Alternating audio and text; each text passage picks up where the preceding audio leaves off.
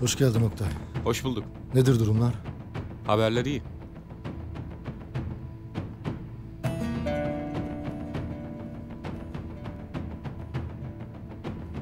Gel bakalım.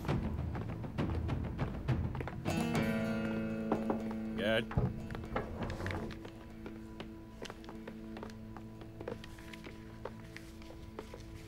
Ne yaptınız Oktay? Verdiğiniz bilgilerle eş zamanlı operasyonlar yapıldı.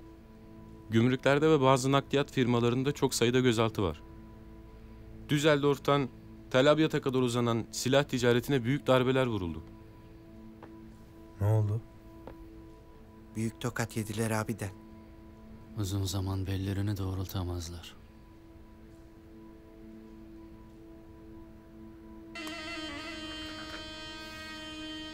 Bu daha başlangıç.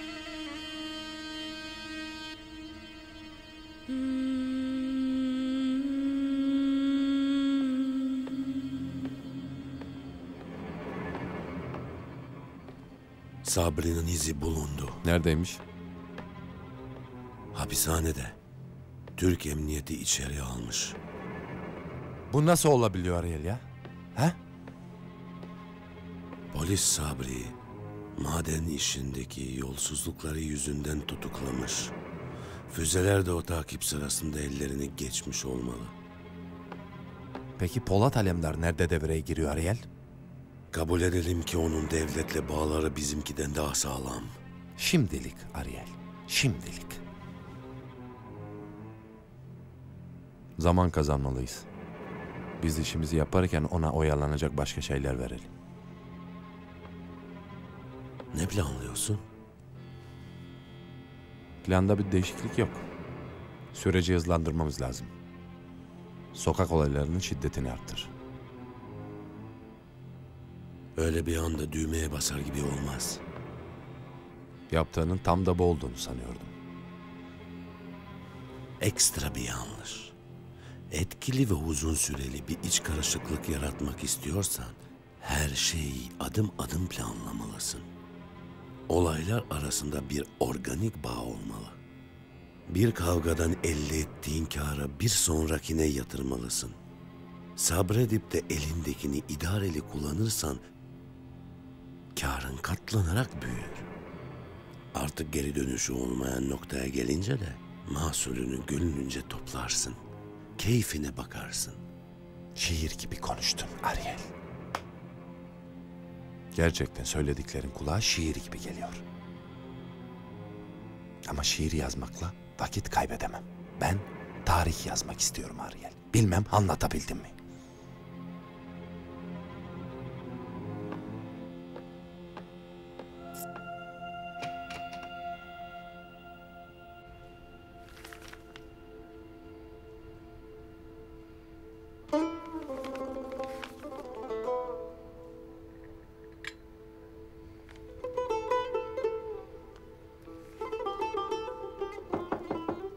Gel.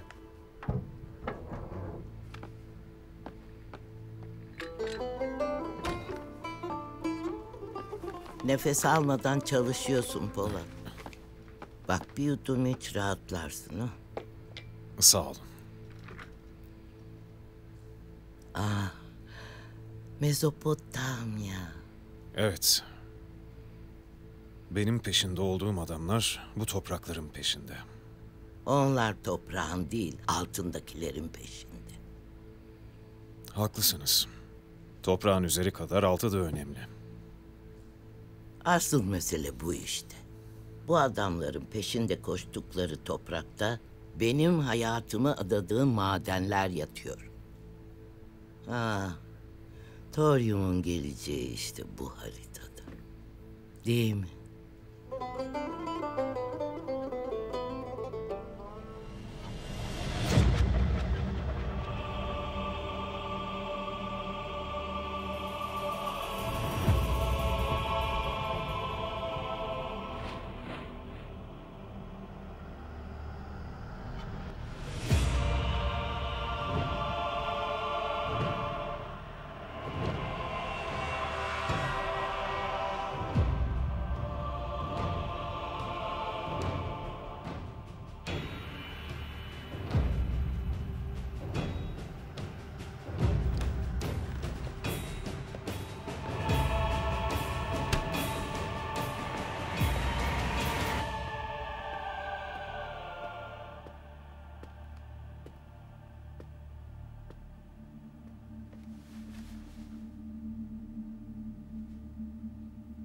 İstanbul'a gelmeyeli uzun zaman oldu değil mi? Evet, aradan geçen zaman çok şeyi değiştirdi. İstanbul artık benim için başka bir anlam ifade ediyor. Senin Rusya seyahatin nasıl geçti? Andrei'ye teklifini ilettim. Tahmin ettiğin gibi işe Safiye Karahanlı ile başlamak istiyor. Gölge neler yapıyor? Planları doğrultusunda hızlı adımlar atıyor. Ancak karşısında güçlü bir engel var. Polat Alemdar. Evet. Gölgenin her hamlesine karşı bir hamleyle cevap veriyor. Son olarak Dark River'ın Orta Doğu'daki en büyük silah deposunu imha etti. Ardından tedarik zincirine yönelik büyük çaplı bir operasyon yaptı. Gölge Düsseldorf'tan Suriye'ye kadar önemli noktalardaki hakimiyetini kaybetti. Artık Türkiye üzerinden eskisi kadar kolay silah transferi yapamayacak. Türkiye diğer Orta Doğu ülkeleri gibi istediğin şekilde hareket edebileceğin bir yer değil. Bunu herkes bilmeli. Hesabını buna göre yapmayan burada beklediği sonuçları alamaz. Martin gibi. Evet, kardeşim bu yanlışının bedelini canıyla ödedi. Gölge de aynı kaderi mi yaşayacak? Tanıdığım kadarıyla gölge çok daha yırtıcı bir hayvandır. Siz buraya yaşananları daha yakından izlemeye mi geldiniz? Hayır, İstanbul'daki toplantının tarihini geri çekmek istiyorum. Hazır herkes birbiriyle savaşmakla meşgulken biz işimize bakalım. Ama lütfen unutma, bu şehirde şimdilik misafiriz. Ev sahibimizi varlığımızla rahatsız etmek istemiyorum. Kudüs'tekinden farklı bir toplantı olacak. Anladım. Kimse böyle bir toplantıdan haberdar olmayacak. Teşekkürler.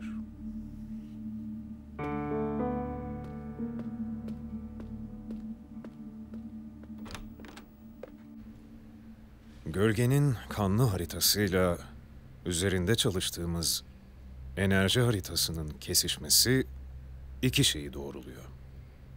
Birincisi, doğru yoldayız. İkincisi, bu yol çok tehlikeli. Bana mı anlatıyorsun? Hayatım böyle geçti benim.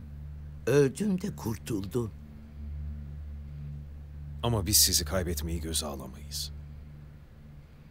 Şu işi yoluna koymadan terk-i diyar eylemem. İnatçıyım ben. Gerekirse Azrail'e karşı bile gelirim. Sadece projenin selameti için endişe etmiyorum. Sizler yeni neslin ümit ve ilham kaynağısınız. Ömrünü vatanına adayan değerli insanları koruyabilmeliyim. Ah be evladım.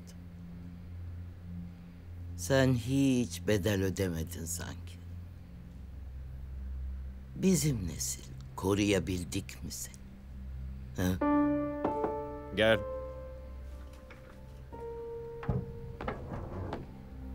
Ah, hoş geldin oğlum.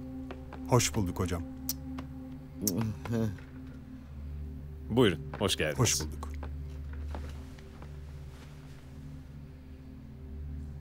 Anadolu hocamızın yol göstericiliği sayesinde Gölge adındaki düşmanımız biraz daha görünür hale geliyor. Siz Gölge'yi tanıyor musunuz hocam? Yok, tanımıyorum. Ama neyin peşinde olduğunu biliyorum. Gölge ile hedefimiz aynı. Geleceğin enerjisine sahip olmaya çalışıyoruz. Ama o, kendisine ait olmayana el uzatıyor. Bu bütün kanlı eylemleri açıklıyor. Önümüzdeki süreçte olacaklar hakkında da fikir veriyor. Bence bu durum bizi yıldırmamalı. Süreci hızlandırmalıyız. Sizi bunun için çağırdım. Bakanlığa yaptığınız başvuru ne durumda? Başvurumuzu usulünce yaptık. Ancak henüz bir karar çıkmadı. Buyurun. Bürokrasi. Ben süreci takip ediyorum. Başvurusunu yaptığımız bakanlık yetkilisi İstanbul'da. Bugün kendisiyle tekrar görüşeceğim. Tamam. Siz görüşün. Karar çıktıktan sonra biz gerekeni yaparız.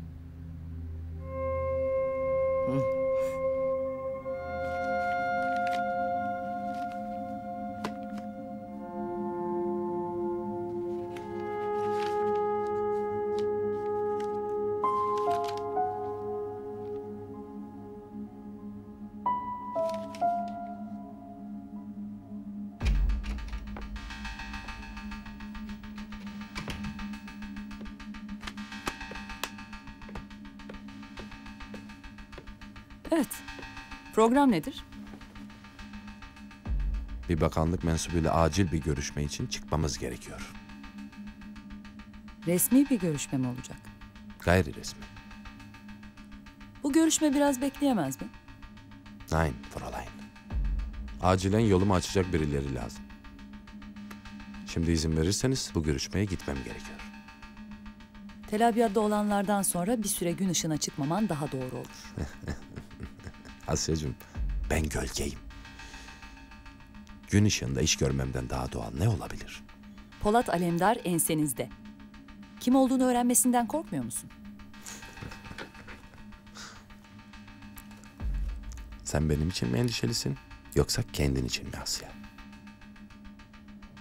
Polat'ın seni bulmasından mı endişe ediyorsun? 10 dakika sonra çıkmaya hazır ol. Dankeschön.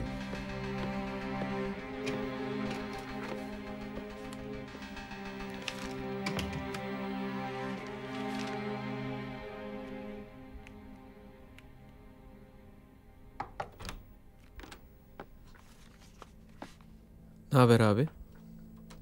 İyidir Kenan. Sen nasılsın? Ben de iyiyim.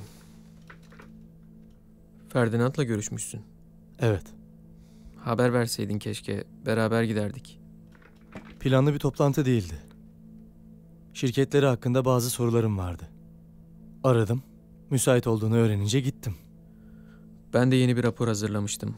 Bütün çalışmalarımın yer aldığı geniş bir rapor. Ferdinand'la paylaşmak isterdim.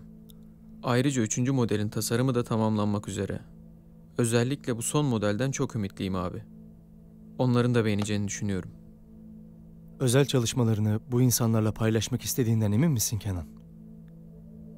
Anlamadım. Burada güzel bir ekip kurdun. Geceni gündüzünü bu proje için harcıyorsun. Sahip olduğun tüm bilgiyi onlarla paylaşmak istiyor musun? Neden paylaşmayayım ki? Ben de sana tersini sorayım o zaman. Neden yoluna kendi başına devam etmeyesin? Babamın yeterli ekonomik destek vermeyeceğinden mi korkuyorsun? Hayır tabii ki. Öyle bir düşüncem yok. Ama projeme Sinitiativ de destek verse hiç fena olmaz. Sence de öyle değil mi? Bu insanlar sana hiçbir şey vermez kardeşim. Sadece senden alırlar. Neden böyle konuşuyorsun abi? O gün toplantıda sen de etkilenmiş görünüyordun. Ben sadece senin zarar görmeni istemiyorum. Bırak babamla görüşsünler. Bir süre onlardan uzak dur. Bu insanlarla ortaklık sadece onlara kazandırır.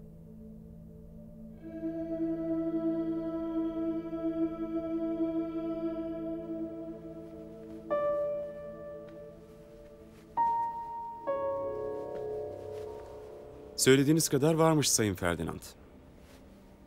Her zaman söylediğimden fazlası vardır Süheyl Bey.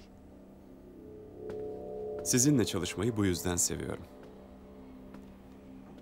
Elime ulaştırdığınız dosyayı inceledim.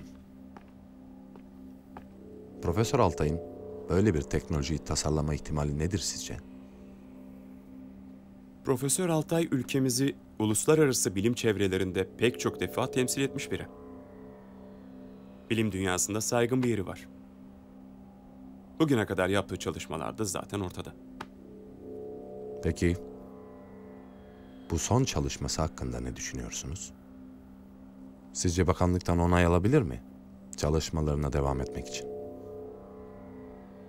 Bence alamaz. Meselenin ciddiyetini anladığınızı umuyorum.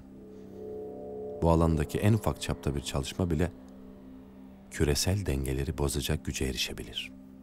Dengeleri ben kurduğuma göre bozulmasını da istemiyorum demektir.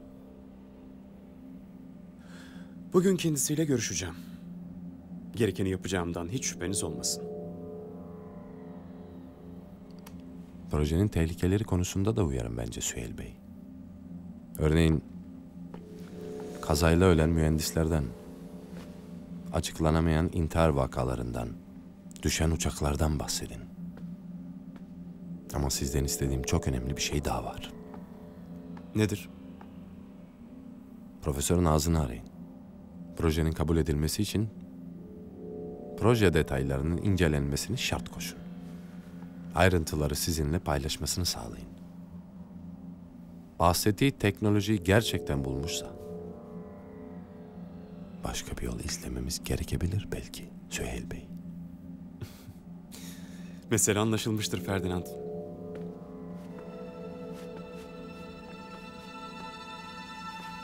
Ülkemizin ve değerli bilim adamlarımızın selameti için söylediklerinizi harfiyen yerine getireceğim.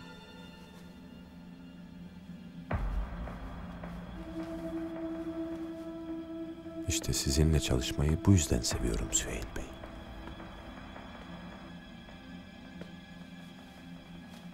Takım elbiseniz yarına hazır olur. Bu aksesuar da kıyafetinizi tamamlayacaktır. Ne kadar incesiniz. Her zaman söylediğimden fazlası vardır.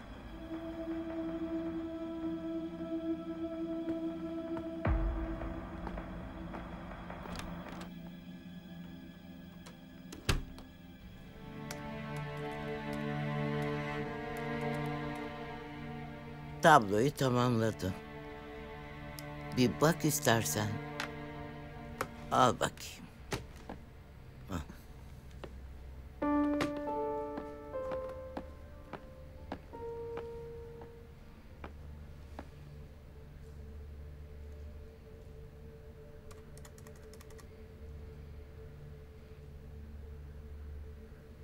Bu OECD raporlarında belirtilen miktarın çok üstünde. Tahmin ettiğimiz gibi. İşin asıl can alıcı kısmı toryumun miktarı değil. Bu gerçekten haberdar oldukları için zaten altımıza oymaya çalışıyorlar. Yani madeni çıkarıp bizi gömecekler. İşin can alıcı kısmı sizin bulduğunuz yöntem değil mi? Evet. Biliyorsun, toryum yeşil enerji olarak tanınıyor ya. Yer kabuğunda bol miktarda bulunuyor. Ve diğer nükleer enerjileri kıyasla çok az ışın veriyor. Enerjisi az. Ancak toryum tek başına işlenecek bir element olmadığı için enerjiye dönüşüm süreci masraflı ve zahmetli. Bugüne kadar bilinen yöntemlerle tabii. Evet. 20 yıllık çalışmalarımın neticesinde toryumu en etkili, en güvenli yöntemle işlememizi sağlayacak başka bir kaynak buldum. Yani sanki madalyonun öteki yanı gibi. Bu konudaki bütün verileri incelemek isterim. Ya bu bilgisayarlarla olmaz ama. Devlet de resmi olarak devreye girince ne gerekiyorsa yapılacaktır. Onlar yapılsın, bir şey dediğim yok. Onlar ayrı ama ben kendi cihazımı isterim. Ya Profesör Doktor Paranoyak kardeşimin özel tasarımı bu iş için. Tam bu iş için yapılmış. Hava boşluklu, ısı yalıtımlı, radyo alıcısı vericisi olmayan, bu bir tuzaklı, acayip bir şey yani. Görsen taş devrinden kalma. Ben bile bazen diyorum ki bu aygıt nasıl çalışıyor şaşırıyorum. Pekala, nasıl isterseniz. Sağ ol. Gel.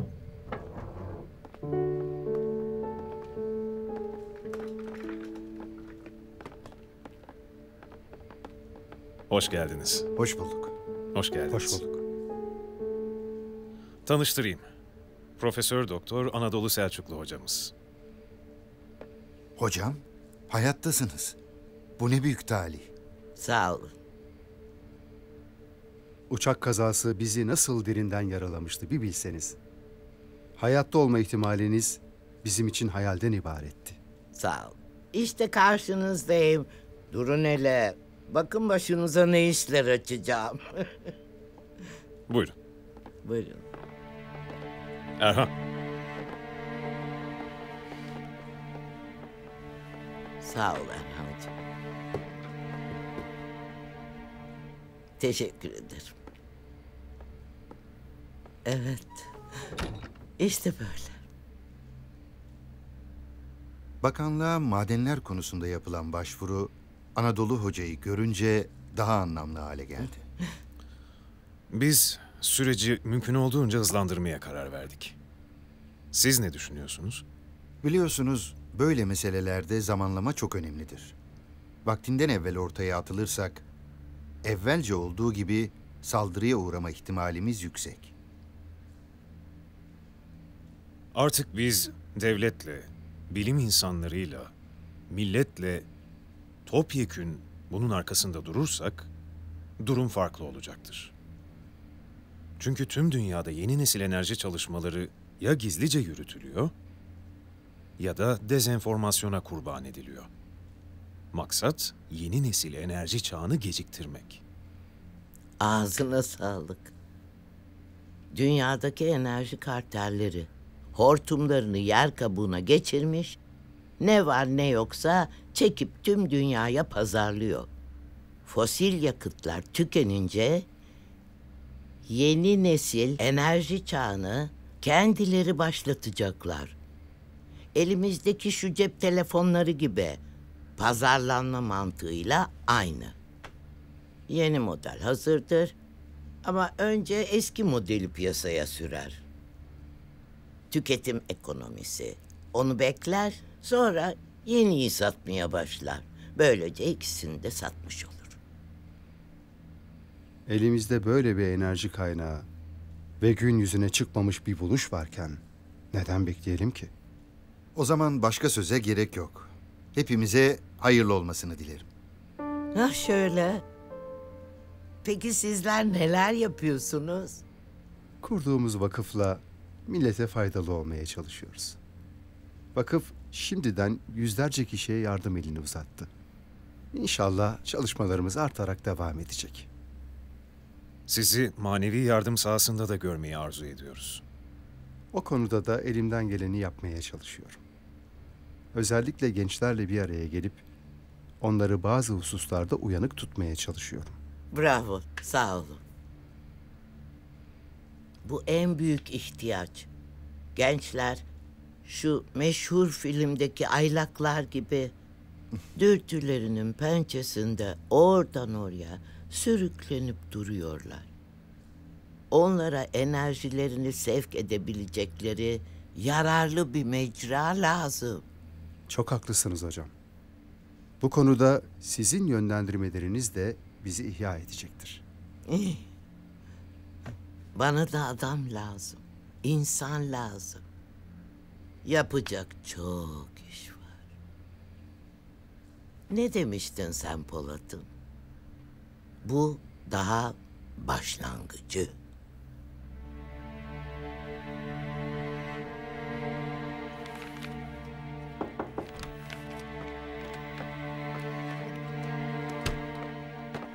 Hoş geldiniz.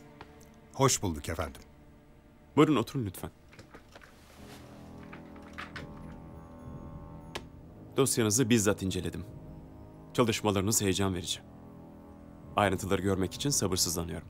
Çalışma iznimizin çıkmasının akabinde projeyi sizinle paylaşmaktan mutluluk duyacağım.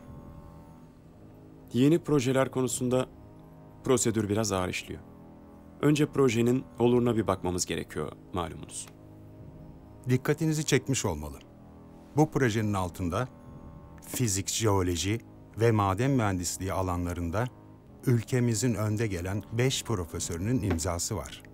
Yıllardır bu alanda çok şey duydum ben. Ayrıntı görmeden ikna olmamı beklemeyin. Bakın Sayın Perver, bu çalışma 10 yılı aşkın bir emeğin ürünü. Bu uğurda bazılarımız ağır bedeller ödedi. Bana hikaye anlatmayın profesör. Ne demek istiyorsunuz? Toryum madeninin sansasyonel yönü olduğunu siz de takdir edersiniz. Her yıl bu konuda onlarca proje bakanlığımıza sunuluyor. Çoğu da safsatadan öteye gitmiyor. Türkiye'nin geleceğini kurtarmaya aday bir projeye safsata mı diyorsunuz? Daha fazlasını söyleyeceğim. Bu projeyi unutun. Tabii bir bedel ödemek istemiyorsanız. Siz beni tehdit mi ediyorsunuz? Size yalnızca bazı gerçekleri hatırlatıyorum. Enerji piyasasında uluslararası dengeleri çok iyi bildiğimden hiç şüpheniz olmasın. Bu dengeleri gözetmeden atacağımız adımlar yalnızca sizi değil, bütün ülkeyi tehlikeye atar. Biz tam da o dengeleri bozmak için bu adımları atmak istiyoruz. Ayrıca bu çalışma yıllarca devletimizin desteğiyle sürdürüldü. İlminize saygım sonsuz ama bürokrasiden hiç anlamadığınız ortada. Böyle hassas mevzularda kafanıza göre hareket edemezsiniz. Bir adım atılacaksa ben atarım. Bir konu kapanacaksa onu da ben kapatırım. Bu iş burada bitmedi. Mevkiniz bize engel olmaya yetmez Sayın Perver.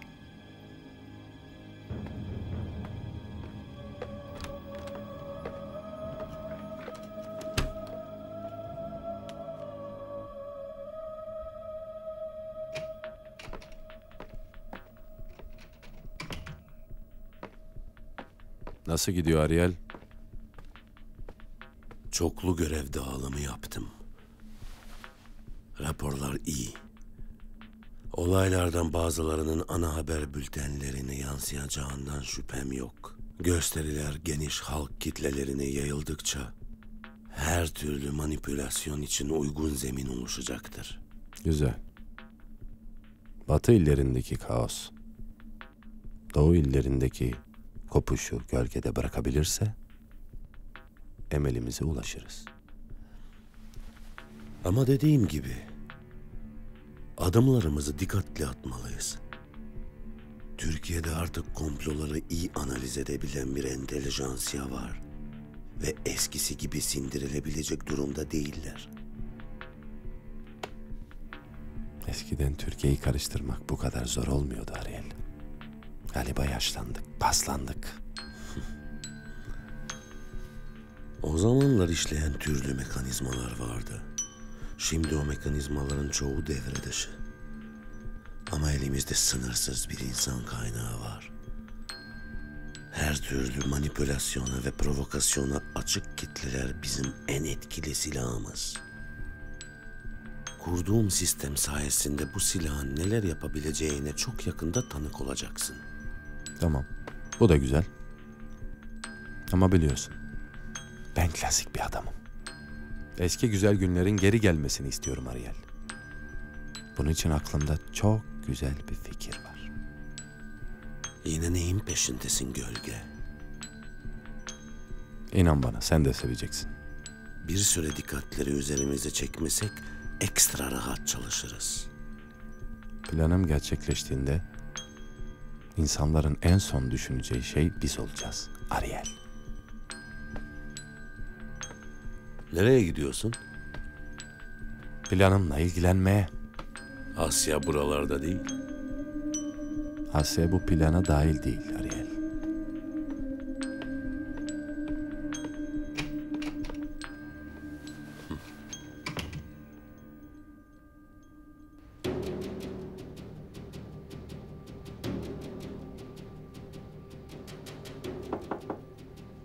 Gel.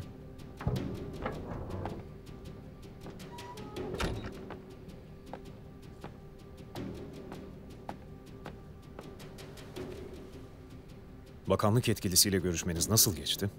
Gayet aydınlatıcı bir görüşme oldu Polat Bey. Ne demek bu? Beyefendi projenin önünde bizzat duracağını açıkça beyan etti. Derdi neymiş? Anlayamadım ki. Siz şu konuşmanın detaylarını bir anlatın. Önce işi yokuşa sürdü. Bürokratik engellerden bahsetti. Sonra projenin ayrıntılarıyla ilgili bilgi verirsem, bizzat bakandan izin alabileceğini söyledi. Böyle bir şeyin mümkün olmadığını sebepleriyle izah ettim. Bir anda tavrı değişti ve beni açıkça tehdit etti. Ülkenin geleceğini tehlikeye atmakla itham etti. Ve projeyi unutmam gerektiğini söyledi. Bu ne cüret ya? Kimmiş bu adam? Süheyl Perver. Ben bu ismi bir yerden hatırlıyorum.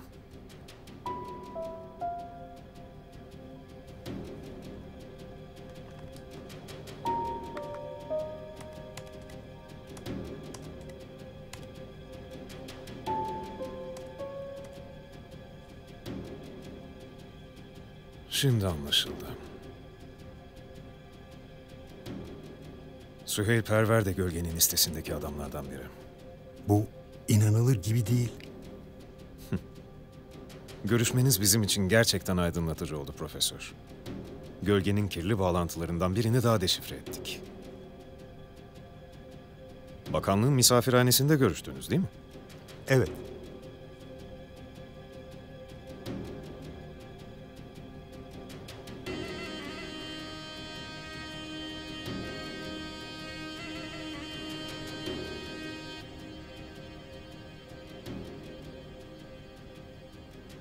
İyi günler.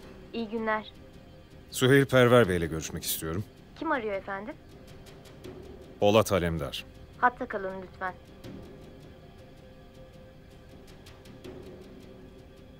Süheyl Bey şu anda meşgul efendim. İletmek istediğiniz bir mesajınız varsa ben yardımcı olabilirim. Gerek yok. Ben mesajımı kendim iletirim.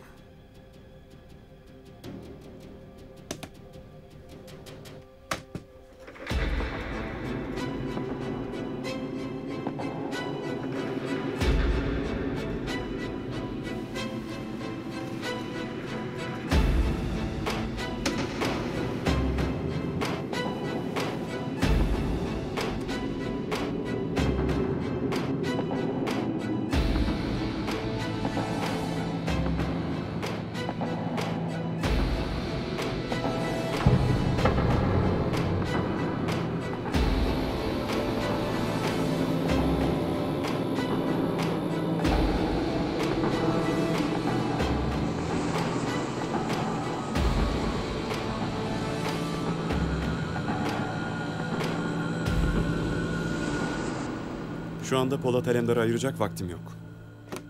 Bakalım bugün şansla mı kazanıyoruz, aşkla mı? Araba hazır mı? Evet efendim.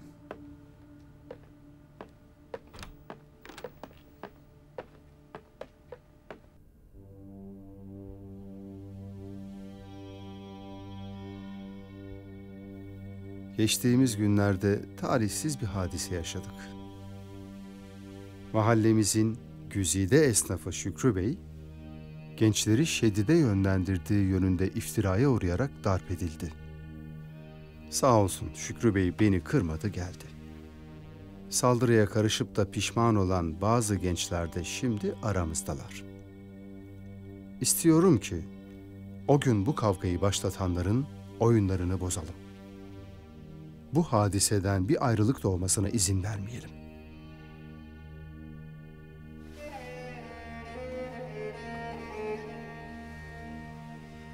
Affet bizi Şükrü amca. Estağfurullah evladım. Geçti gitti.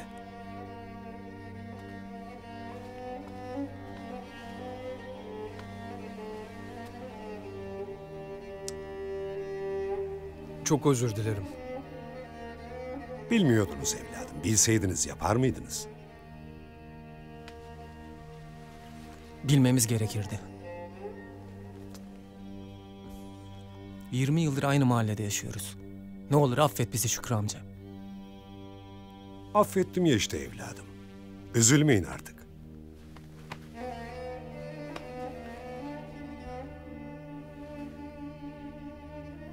Bu defa çocuklar haklı Şükrü Bey.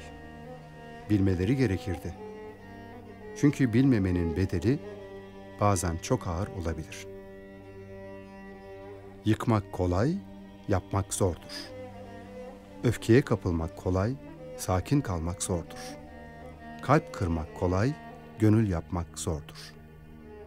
Öldürmek kolaydır gençler ama diriltmek yalnız Allah'a mahsustur. Bizler zor ama doğru olanı yapmalıyız ki böyle acı tecrübeler yaşamayalım. Eminim şu an yaşadığınız vicdan azabı hepsinden zordur. Bu olay hepimizi çok üzdü. Ama arkadaşlarımız da mağdur aslında. İçlerinden bazıları telefonlarına gelen mesajlarla olay yerine yönelmişler. Bana mesaj atan çok değerli bir abim var. Ama sonradan öğrendim ki kendisinin mesajdan bile haberi yok. Görüyorsunuz ya gençler. İçinde bulunduğumuz çağın muazzam silahları var. Öldüremedikleri insanların da insanlığını öldürüyorlar. Şükrü Bey dürüstlüğüyle, merhametiyle yıllarca mahallemizin göz bebeği oldu. Bu acı tecrübeyle belki de sizin uyanışınıza vesile olacak. Herkes hata yapabilir evlatlarım. Mühim olan hatalarımızdan ders çıkarmamızdır. Ben bu yanlıştan doğrular devşireceğinize inanıyorum. Bundan sonra siz hata yapanları uyaracaksınız ve insanları doğruya sevk edeceksiniz. Size güveniyorum.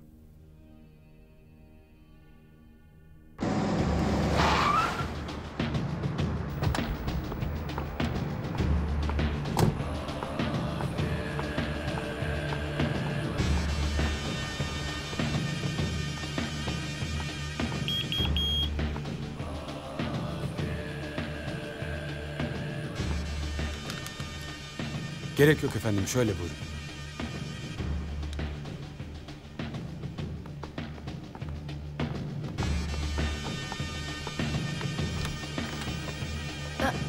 Efendim.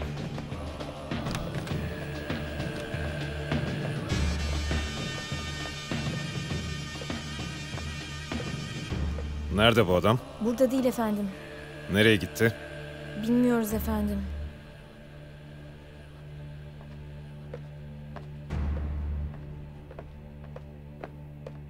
Efendim, Polat Bey.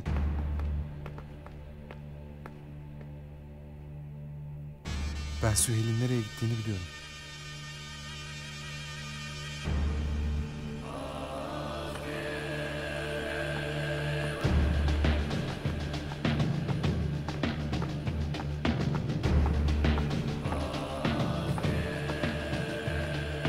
Sen benim şans meleğim olacaksın. Sakın yanımdan ayrılma. Hoş geldiniz. Hoş bulduk. Hoş geldiniz. Şeytanınız bol olsun. Merhaba. Biz de sizi bekliyoruz. Sağ ol. Nasılsınız? İyiyim, teşekkürler. Siz? Sağ olun, iyiyiz. Hazırsak başlayalım. Başlayalım. Hadi başlayalım Süheyl Bey. Lütfen.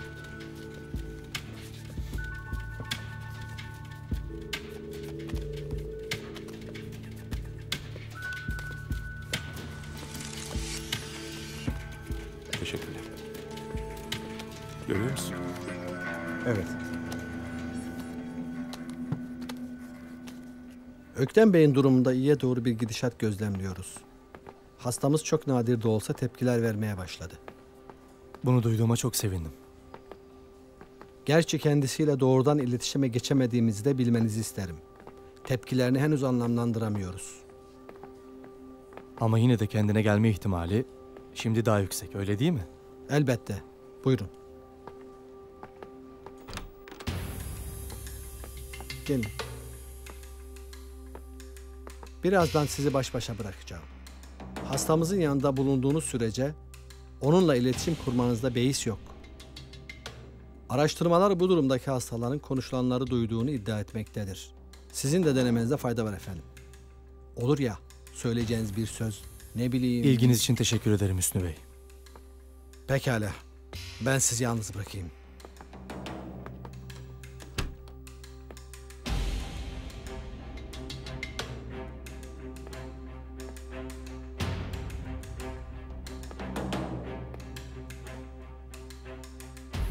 Hocam, size her zamankinden daha çok ihtiyacım var.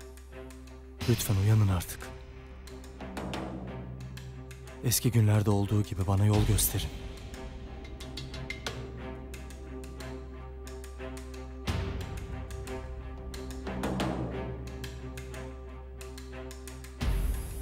Olan bitene anlam veremiyorum. Buluşacağımız gün suikaste uğradık. Siz kaçırıldınız. Şimdi de Zeynep diye bir kadın sizi öldürmeye kalktı. Kim bunlar? Sizden ne istiyorlar? Bizden ne istiyorlar? Zeynep. Zeynep mi dediniz hocam? Hocam, doğru mu duydum? Zeynep'i tanıyor musunuz? Kim bu kadın? Sizi neden öldürmek istedi hocam?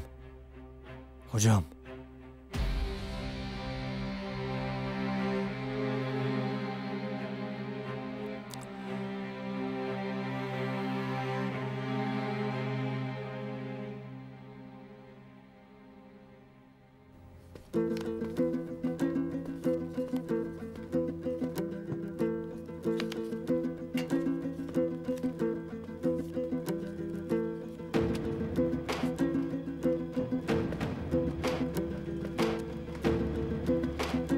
Giremezsiniz beyefendi.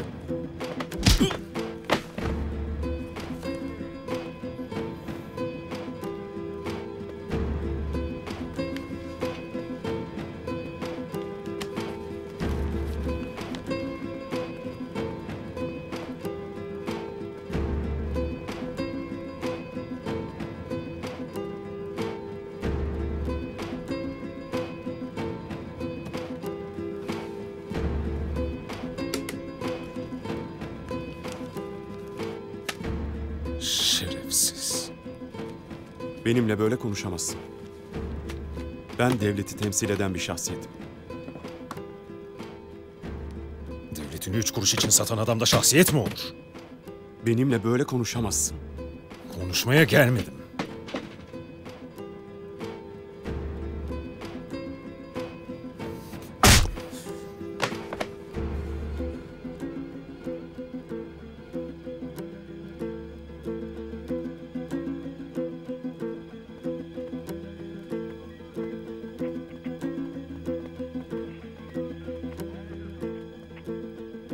Benim işim bitti.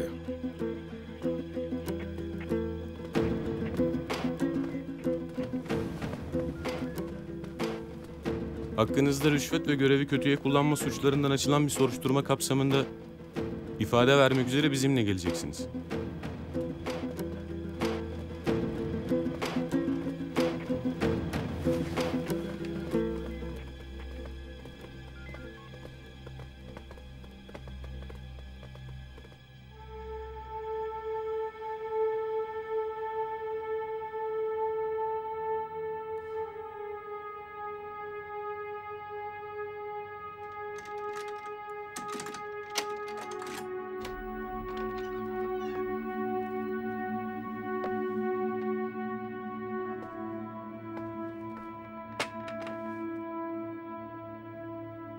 Bırak bari içeride seninle birlikte yiyeyim yemeğimi.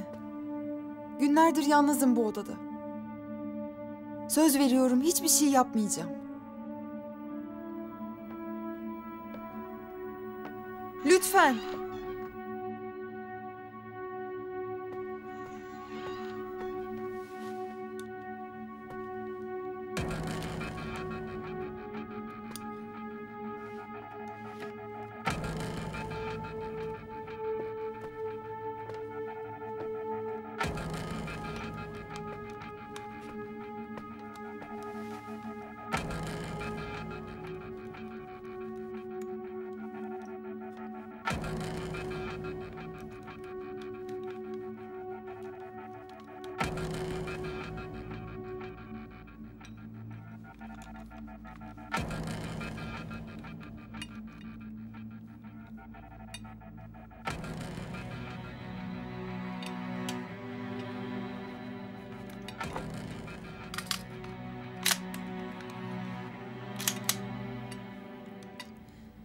Beni neden kaçırdığınızı hiç anlamıyorum.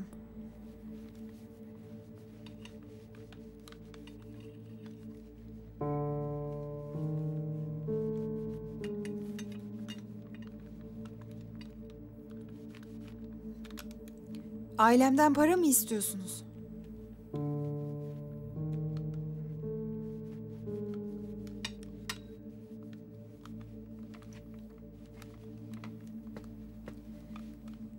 Senden başka kimse yok mu? Yalnız mısın burada?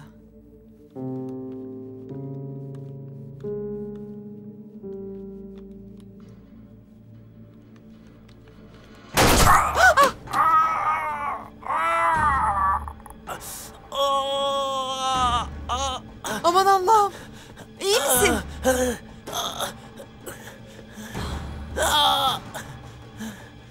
Çok kötü görünüyor. Hemen bir doktora gitmen lazım. Çok kan kaybedersin.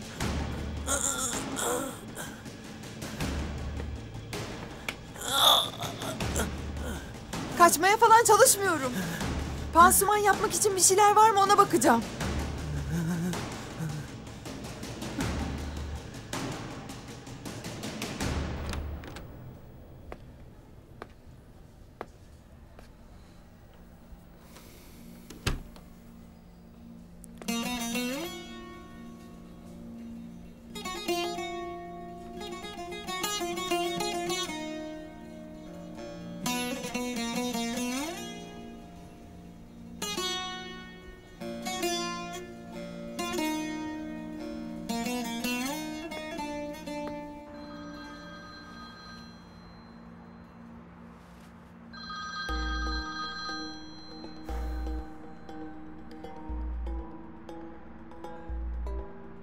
Efendim Yusufcuğum.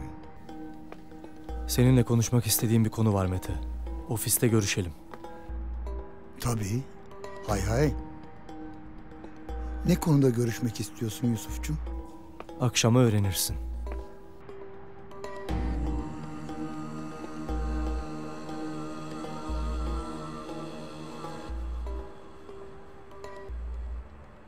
Yine ne işler karıştırıyorsun Yusuf?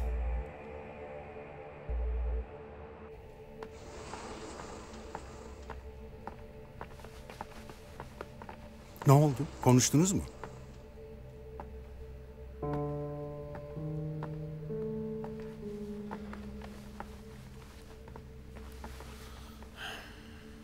Konuştum.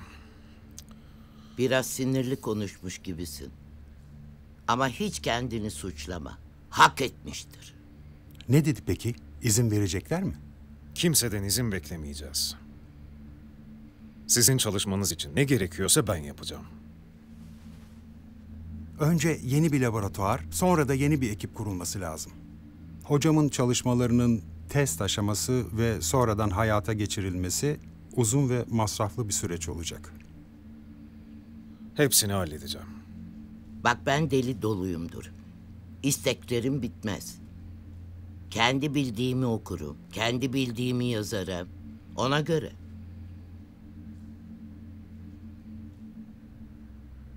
Ben de dik başlılığa, huysuzluğa gelemem hocam. O zaman sizi bırakır, yola Altay Hoca ile devam ederim. Ona göre. Bana uyar.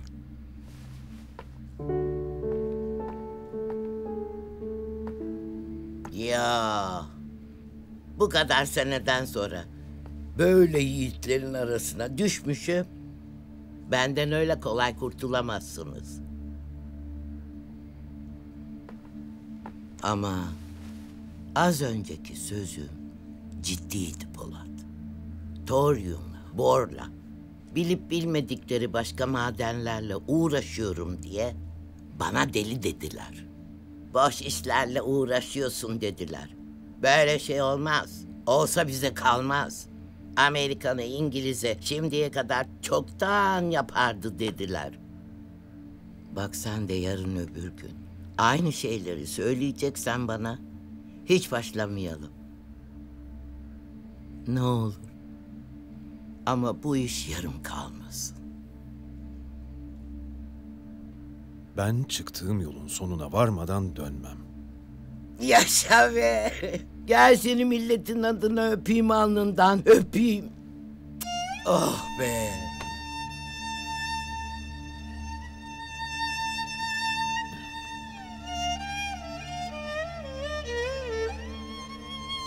O zaman bunu dosta düşmana duyuralım.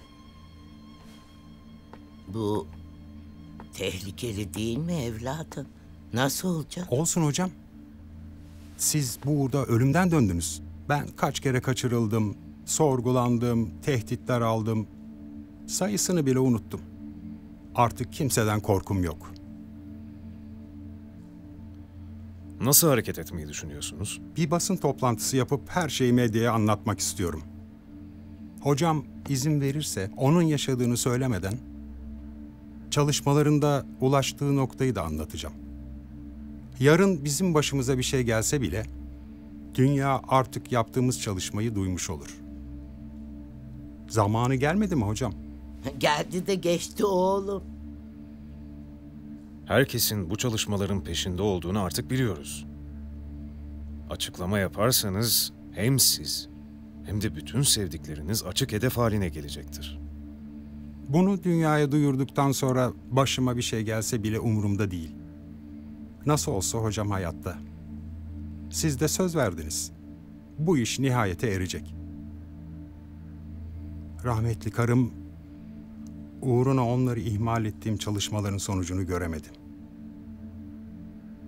En azından oğlum babasıyla gurur duyar belki.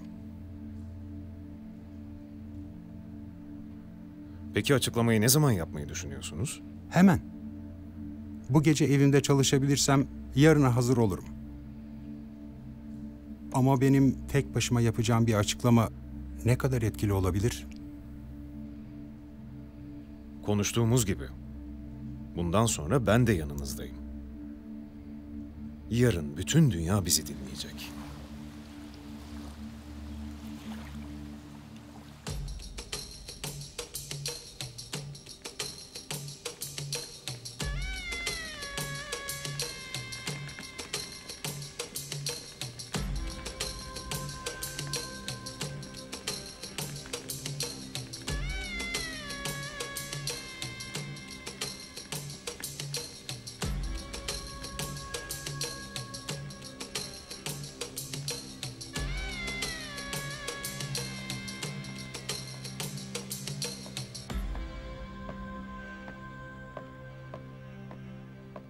Efendim, Safiye Karahanlı son olarak Basel Havaalanı'nda görülmüş. İzini takip ettiniz mi? Maalesef hayır. Basel özellikle seçilmiş.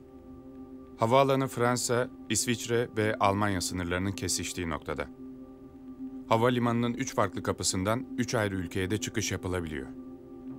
Kamera görüntülerine ulaştık efendim. Ancak hangi kapıdan çıkış yapıldığını tespit edemedik. Avrupa'nın herhangi bir yerinde olabilir yani. Evet efendim. Polat Alemdar'ın kızı hakkında bir iz buldunuz mu? Muhtemelen o da halasıyla birlikte. Ne yapıyoruz efendim? Türkiye'ye dönme vakti geldi. Ama önce burada halletmemiz gereken bir iş var.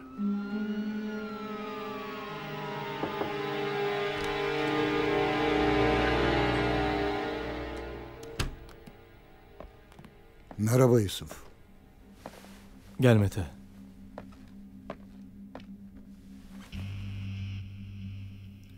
Doğrusu merak ettim benimle konuşmak istediğiniz konuyu.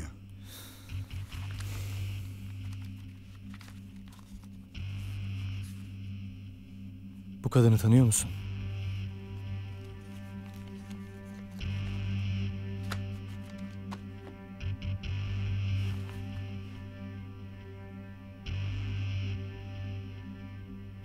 Hayır. Tanımıyorum. Senin herkesi tanıdığını sanıyordum. Eğer ben bu ülkede birini tanımıyorsam ya o kişi yeterince önemli değildir ya da ülkeye henüz yeni gelmiştir. Niçin arıyorsun bu kadını? Benden iyi niyetini göstermek için bir fırsat istemiştin Mete. İşte sana fırsat. Bu kadını benim için araştırmanı istiyorum. Benim için çocuk oyuncağı. Keşke daha zor bir şey isteseydiniz.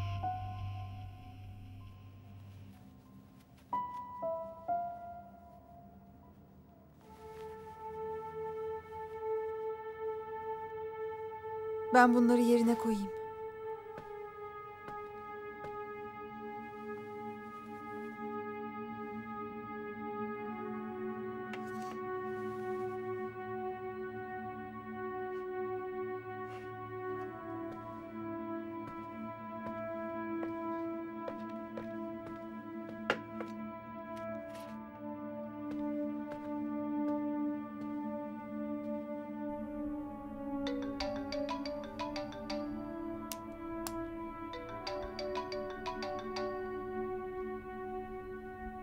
Alo. Kenan, benim Azra. Kaçırıldım. Lütfen yardım et. Neredesin şimdi? Bilmiyorum. Gözlerimi bağlayıp buraya getirdiler. Peki hatırladığın bir şey var mı? Nerede kaçırdılar seni? Göztepe tarafında bir taksi durağından taksi çağırmıştım. Bindiğim aracın plakasını hatırlıyorum. 34 TDF 33. Evet, böyleydi. Ne olur Kenan, acele et. Aa! Alo. Azra. Alo.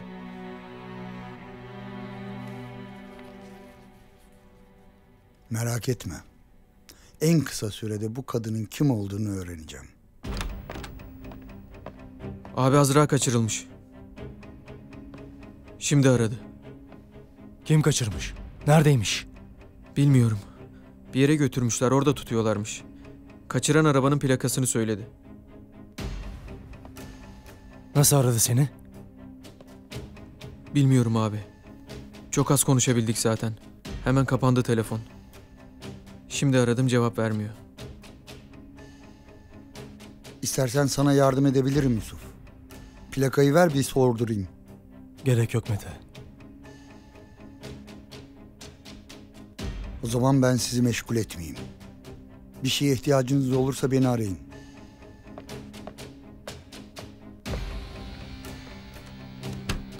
Nereden binmiş araca?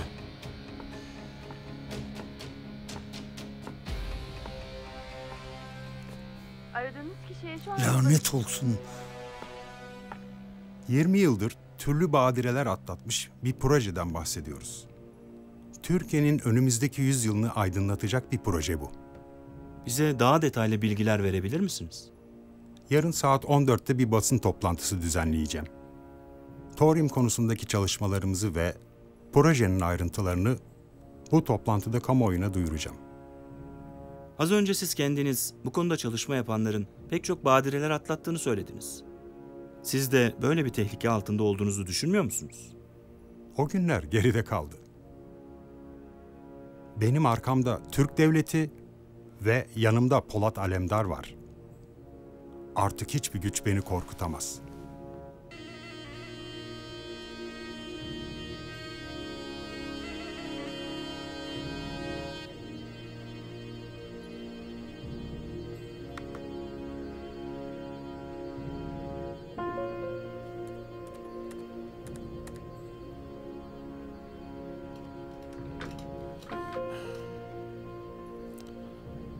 İnşallah.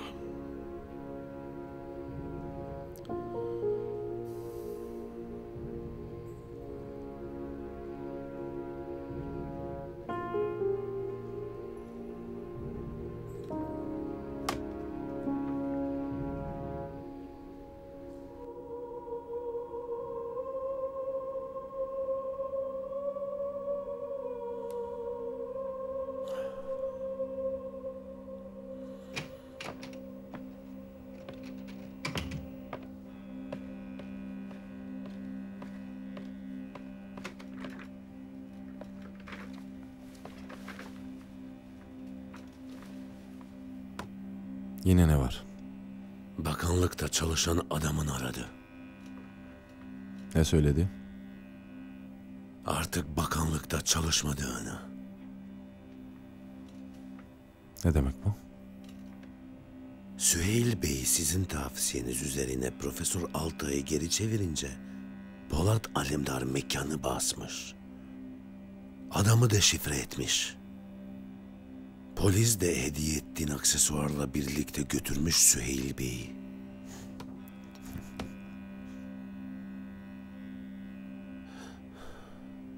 Bakanlıktan açıklama yapıldı.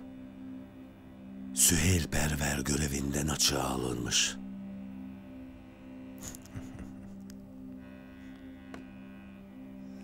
Polat Alemdar.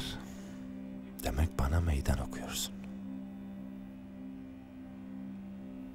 Şüphen varsa bir de şunu dinle.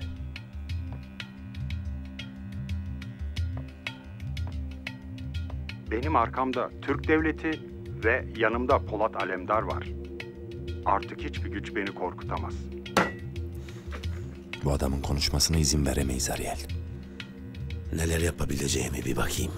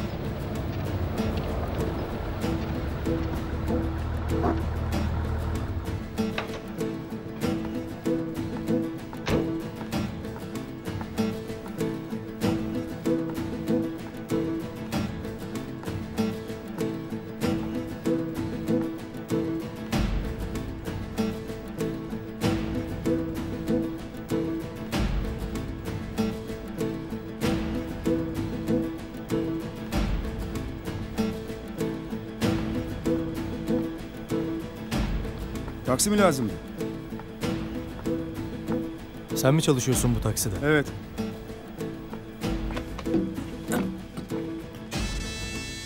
Beni şimdi Azra'yı tuttuğunuz yere götüreceksin. Neden bahsediyorsun bilmiyorum. Kes lan. Ölmek istemiyorsan beni istediğim yere götür. Vallahi bilmiyorum. Yeni başladım ben bu taksiye. Bir hafta olmadı daha. Kim çalışıyordu senden önce? Birol bir anda bırakmış taksiyi. Patronu bana teklif etti. Para bulmuş bir yerlerden, işi bırakmış. Nerede bulurum bu Birol'u?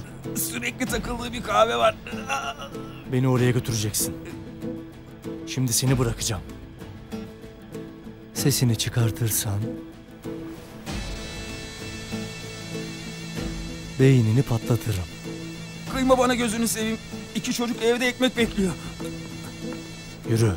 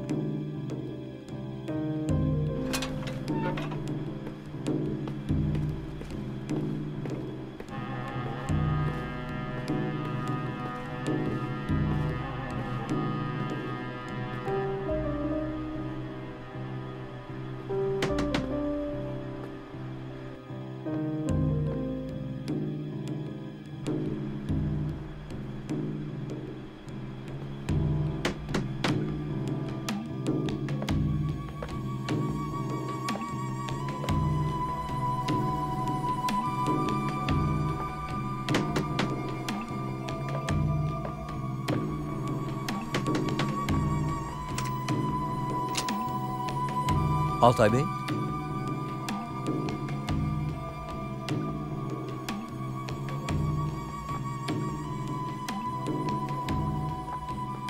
İçeride. Motor temiz.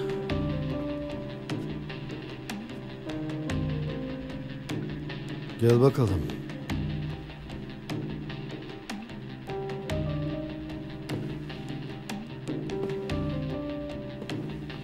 Kolyeyi şuraya bırak.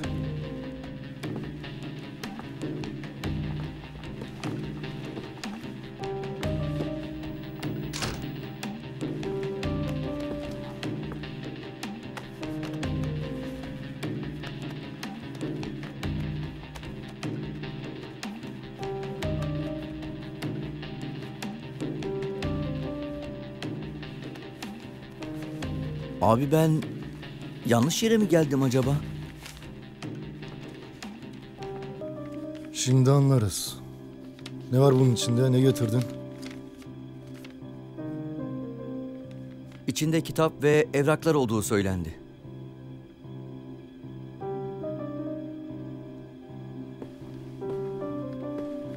Kargo bekliyor muydunuz? Evet. Üniversitede eski bir çalışma arkadaşımdan bazı dosyalar istemiştim. Bizden isteseydiniz getirirdik. Çok önemli şeyler değildi. O yüzden sizi uğraştırmak istemedim. Eğer bir yanlışlık yoksa bir imza atın, ben gideyim. Bir bakayım. Siz durun.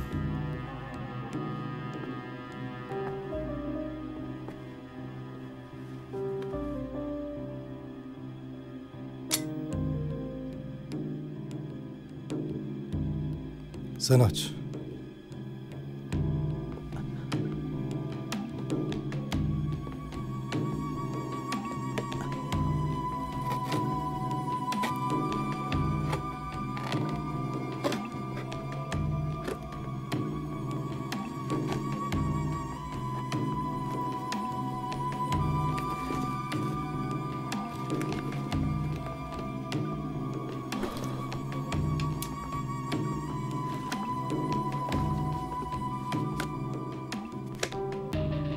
Tamam, bunlar.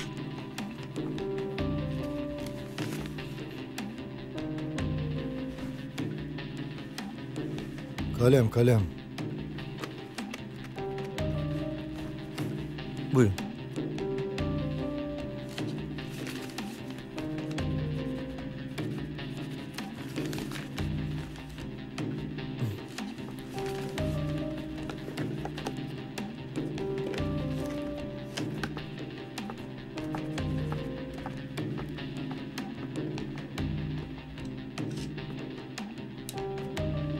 Tamam hadi.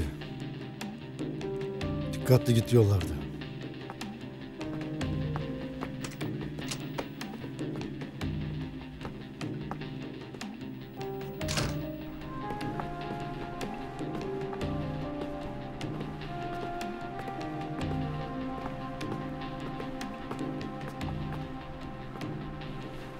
Motorla arabaların sağından geçme, kaskını da kafandan çıkarma. Tamam? Tamam.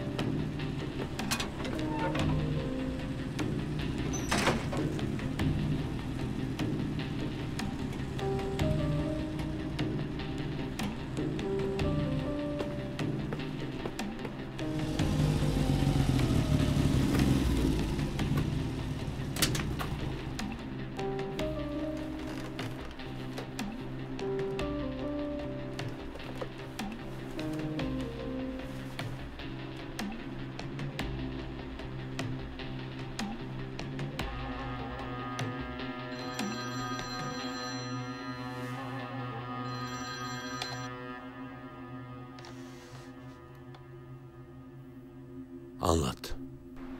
Şimdi ayrıldım evden. Ne oldu? İçeride güvenlik vardı. Ancak bir şeyden şüphelenmediler. Kolyeyi teslim ettim.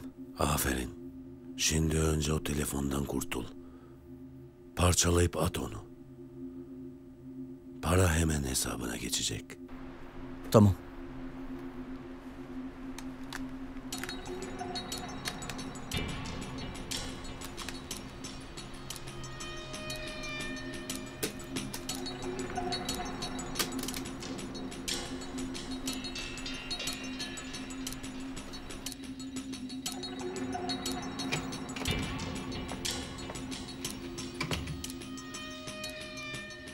Gel araya, gel. Var mı ekstra bir şey?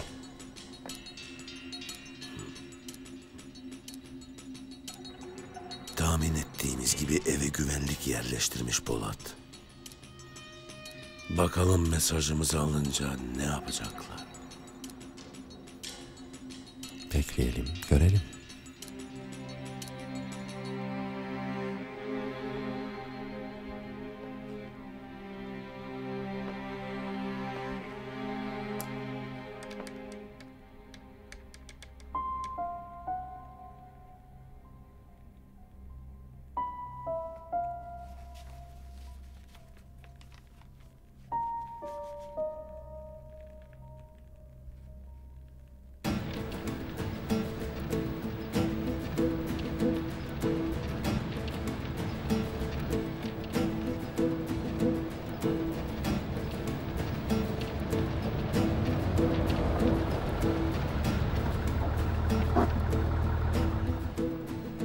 Burası mı?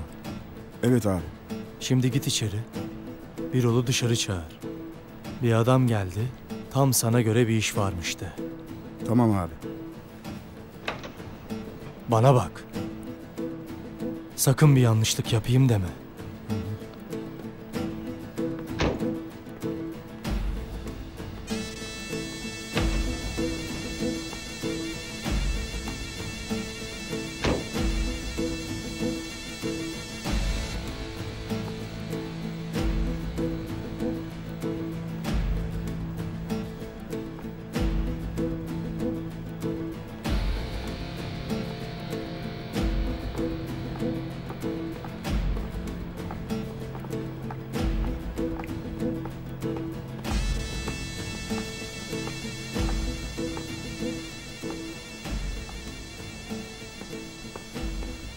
Buyur, beni görmek istemişsin. Benlik bir iş varmış. Evet, var.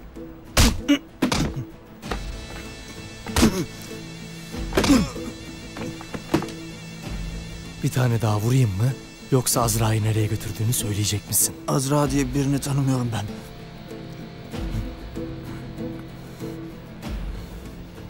Biraz konuşalım. Hatırlarsın.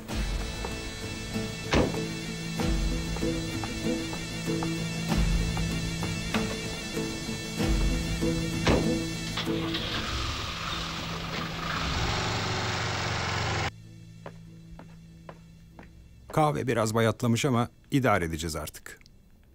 Sağ olun. Zahmet oldu. Bizi dert etmeyin hocam, biz idare ederiz, sağ olun.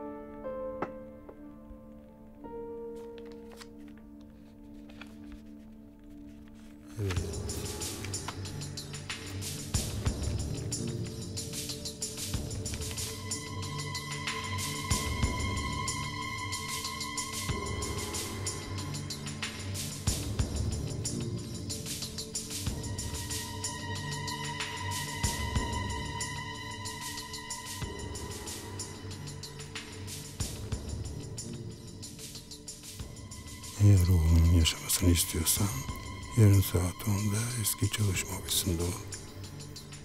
Yanındakileri de sakın bir şey söyleme.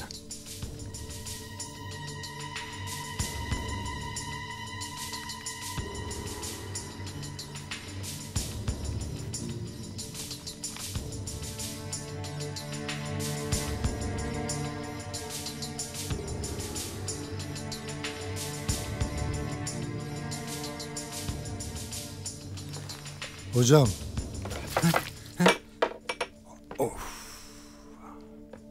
Hay Allah. İyi misiniz? Yoruldum herhalde. Ben de daha ne kadar sürer diye soracaktım. Bitti sayılır. Dinlensem iyi olacak.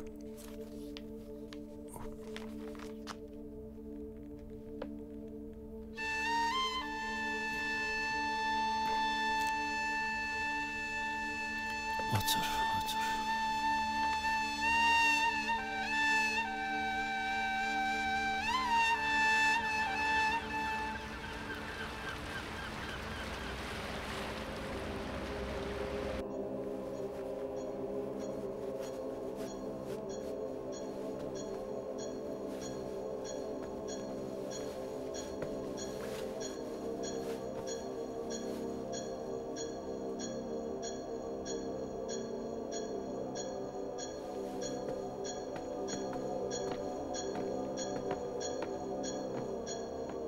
Muhteşem. Ben de beğendim. Ama yelekten emin olamadım. Odayı takip etmiyoruz galiba. Vallahi ne yalan söyleyeyim, takip etmiyorum. Öyleyse bana güvenin. Size güvendiğimi biliyorsunuz. Güvenmesem... Lütfen keyfimizi kaçırmayalım. Her şey düzelecek. Ben de düzeleceğine inanıyorum aslında. Vatana ihanet suçlaması tam bir zırvalık. Ben yalnızca tehlikeye karşı uyardım. Aleyhime karar çıksa bile Yargıtay'dan dönecektir. Sonuç ne olursa olsun Süheyl Bey, ben sizin yanınızda olacağım. Şimdi işimize bakalım. Benden tam olarak ne istiyorsunuz? Profesör Altay'ın düzenleyeceği basın toplantısına katılmanızı istiyorum. Ya içeri girmeme izin vermezlerse? Bu toplantı Polat Alemdar için çok önemli. Bir rezalet çıkmasına izin vermeyecektir. Toplantıda ne yapacağım? Orada olup tarihe tanıklık etmenizi istiyorum Süheyl Bey. Ya şahsıma yönelik bir saldırı olursa? İşte hiç kafa yormamanız gereken bir konu. Sizin için şahsi korumamı görevlendireceğim. Pekala, nasıl isterseniz. Muhteşem.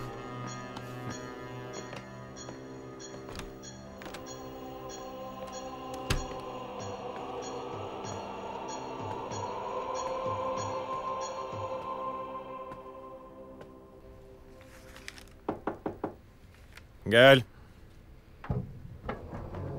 Günaydın.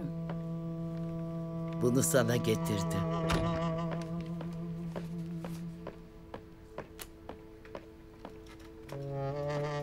Ne getirdin anlamadım.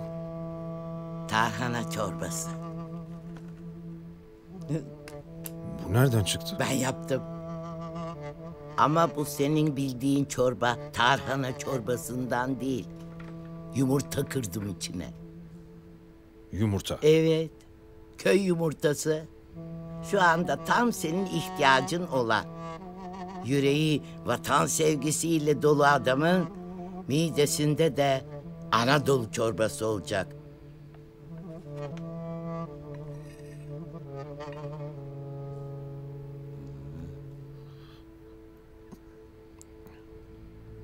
Şifa olsun. Altay'a da içireceğim. Zihni açılır. Hem Ellerinize kalsiyum sağlık. hem protein. Ye. Hadi güzel günler Teşekkürler. sizin olsun. Na na na na na na na na. Buyurun. Afiyet olsun abi. Sonra mı geleyim? Yok, gel Erhan, gel.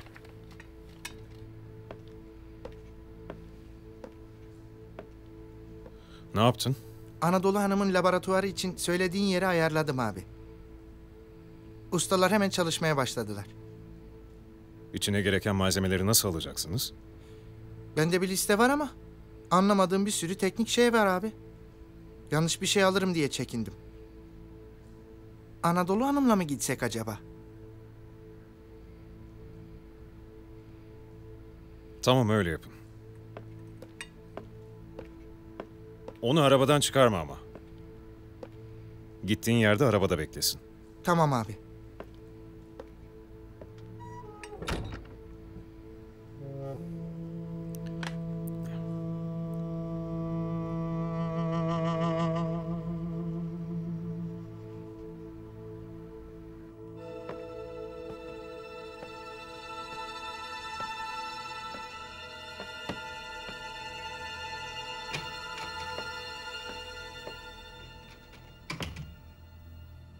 Beni çağırtmışsın. Senden benim için çok önemli bir görevi yerine getirmeni istiyorum. Görev nedir? Müsteşar Süheyl Perver'i Polat Alemdar'ın basın toplantısına götürmeni istiyorum. Pekala. Ne zaman? Sana zamanını haber veririm. Sen hazırlıklarını yap Fräulein.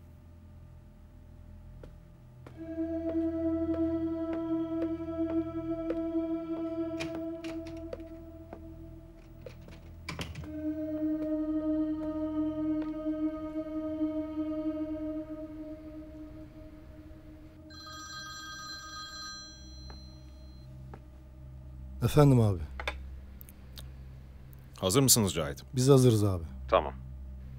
Sen Altay'ı alıp buraya gel. Yasin doğrudan salona geçip güvenlik için gerekenleri yapsın. Tamam abi. Biz de hemen çıkıyoruz. Sen önden açıklamanın yapılacağı yere geç. Ne kadar da adam gerekiyorsa al. Tamam. Orada görüşürüz.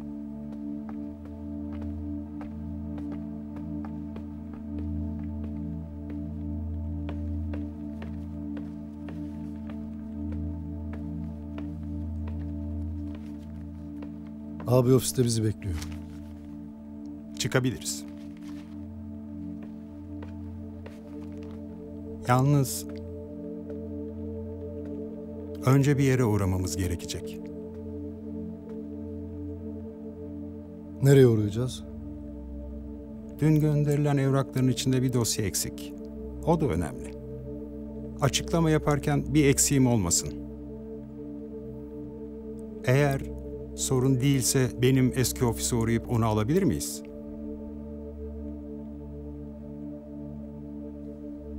O zaman acele edelim.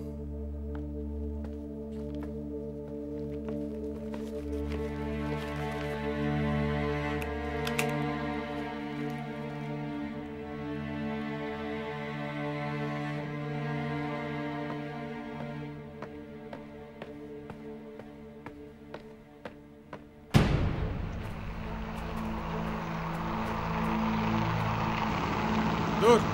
Yaklaşma!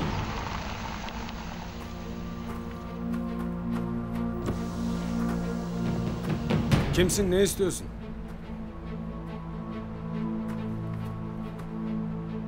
Kim olduğumu anlamayacak kadar aptalsan ölmeyi hak ettin demektir.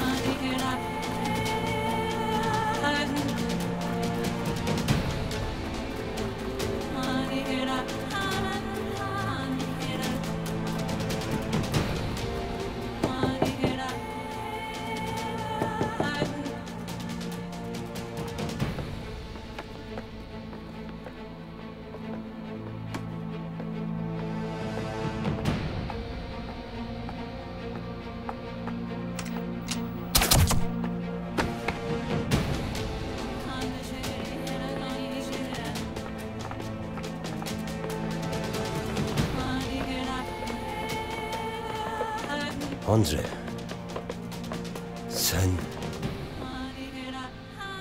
ölmüştün. Evet, ölmüştüm. Cehennemden sizin için döndüm.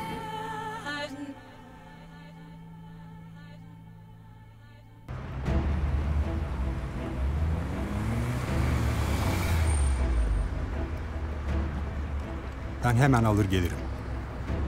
Sizi yalnız bırakamam.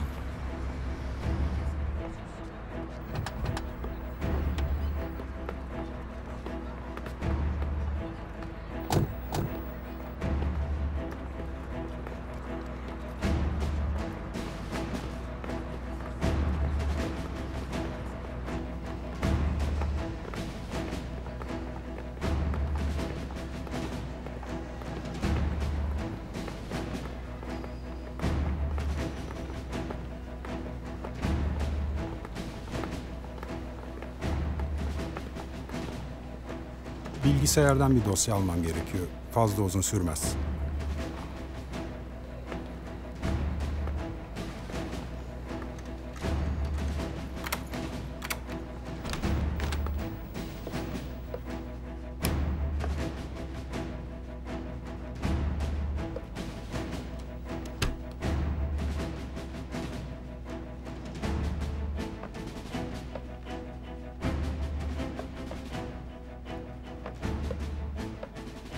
Hoş geldin profesör. Sana güvenebileceğimi biliyordum.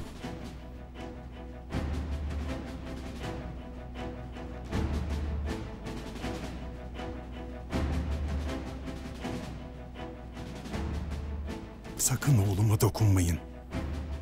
Öyle bir niyetim yok. Tabii, bu sana bağlı.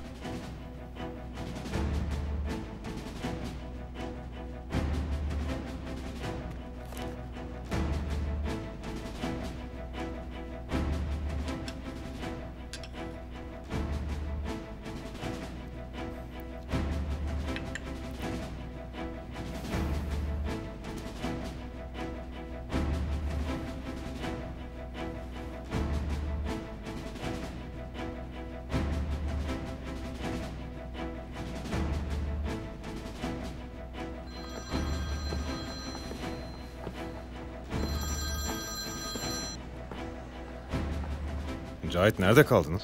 Hocanın ofisine uğraması gerekti abi. Bir dosya alacakmış. Ya nereden çıktı Cahit? Dün gece dosyaları kargo ile eve getirtti demedin mi? Abi dosya eksik kalmış. Öyle söyledi. 5 dakikalık işi varmış.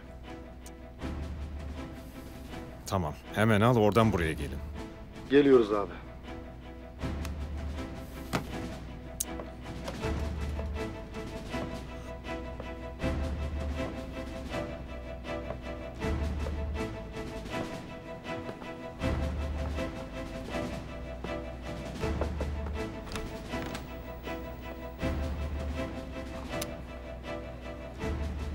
Çıkmamız lazım.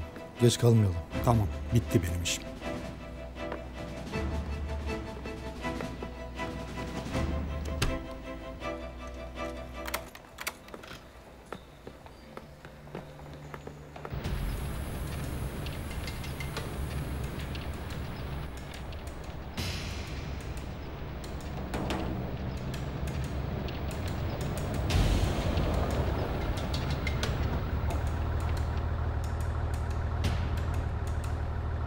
Burada mı buluştun adamlarla?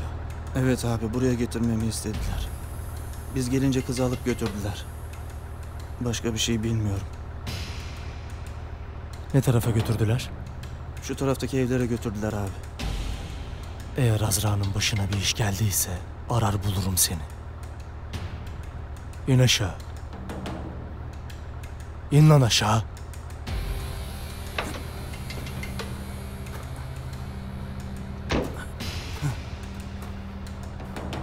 Neredesin Azra? Neredesin?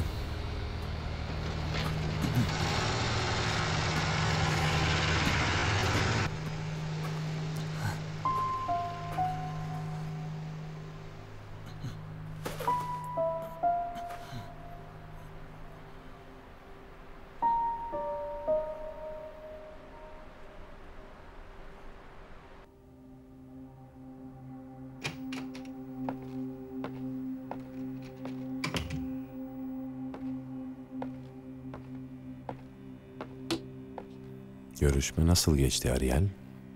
İyi. Profesör bizim dediğimizi yapmayı kabul etti demek ki. Ona başka çare bırakmadık. Polat Alemdar'ın bu görüşmeden haberdar olmayacağından emin miyiz? Çocuğunu feda etmeyecektir. Yine de bundan emin olamayız. İşimizi garantiye almak için adamımı da toplantıya gönderdim Ariel. Öyleyse bu toplantı ekstra heyecanlı geçecek. Kesinlikle.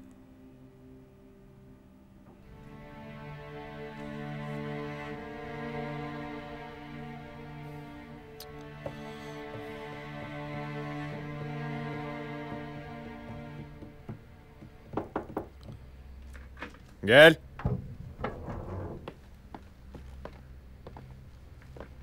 Nerede kaldınız? Benim ufak bir işim çıktı. Ondan geciktik. İyi misin? İyiyim. Öyleyse buyurun.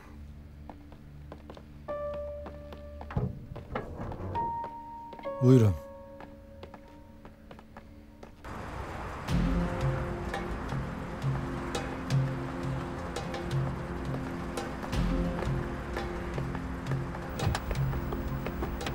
Bana siz mi refakat edeceksiniz?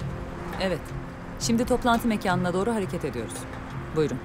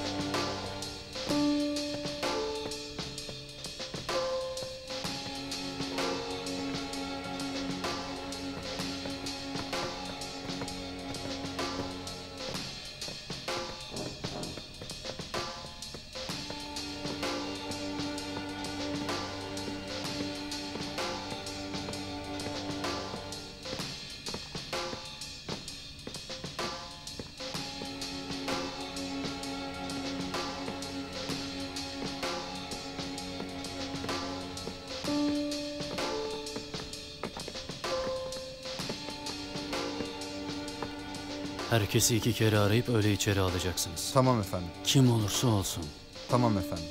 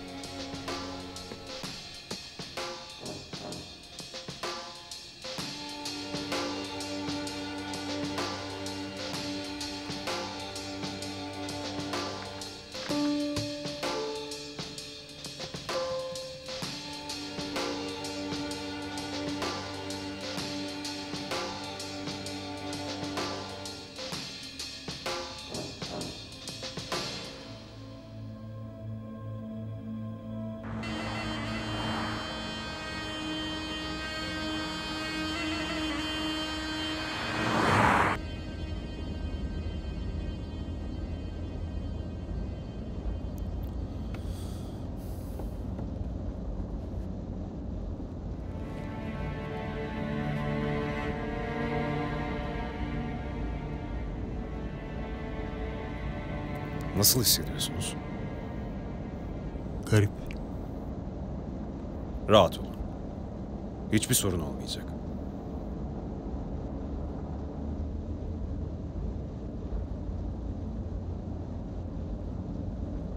Anadolu abla sizden daha heyecanlıydı sabah. Elinde bir tas çorba ile geldi. Alem kadın. Yumurtalı tarhanaymış. Siz daha önce yediniz mi bilmiyorum. Yüreği vatan sevgisiyle dolu adamın midesinde de Anadolu çorbası olacakmış. Öyle dedi.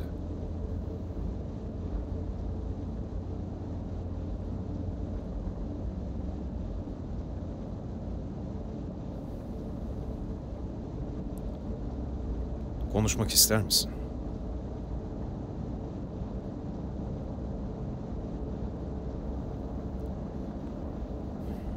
Vaz mı geçiyorsun?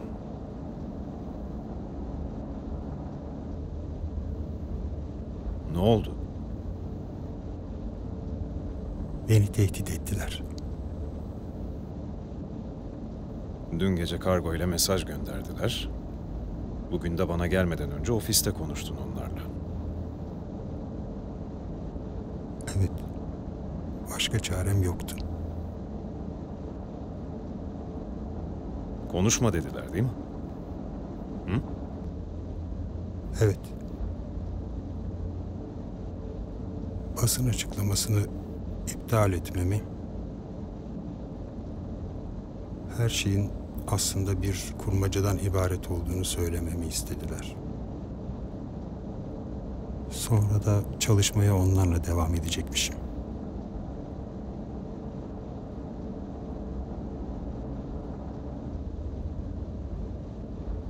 Sen ne dedin? Eğer dediklerini yapmazsam oğlumu öldürecekler. Sonra da beni.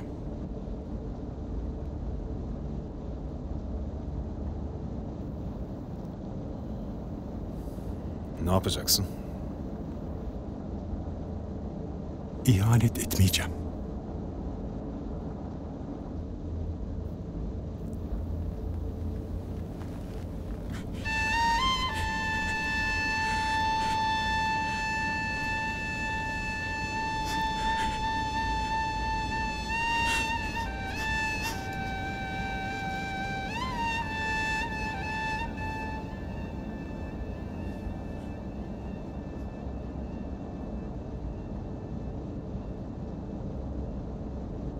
Evladım da benim canım da vatana feda olsun. Senin dediğin gibi çıktığımız yolun sonuna gelmeden ölmek var, geri dönmek yok.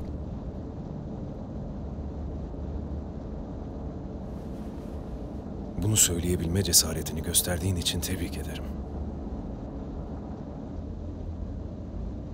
Merak etme. Kimseye bir şey olmayacak. Oğlum İsviçre'de yatılı okulda. Onu takip eden adamların kamerasından gördüm. Peşindeler. Oğluna da, sana da hiç kimse dokunamaz.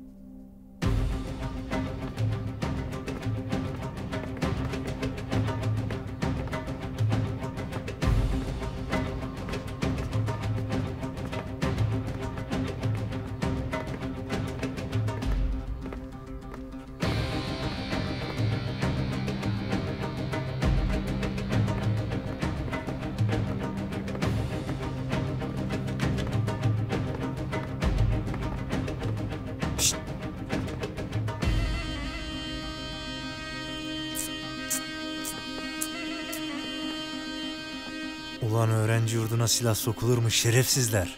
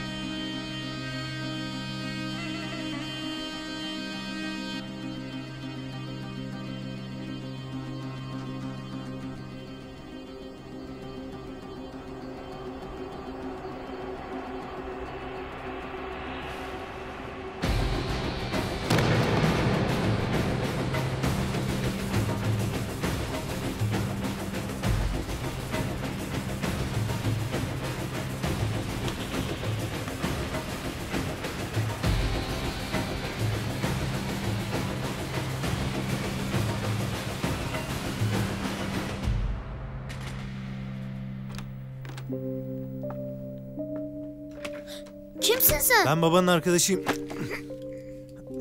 Pek inandırıcı olmadı değil mi? Evet, pek inandırıcı olmadı. Sakin ol. Bırak beni, bırak. Bak, bu hiç olmadı. Bırak beni. Sakin bırak. ol.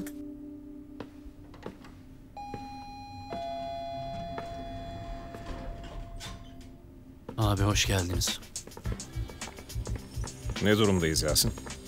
Davetlilerin büyük bir kısmı geldi abi. Bir sıkıntı olmasın diye tetikteyiz.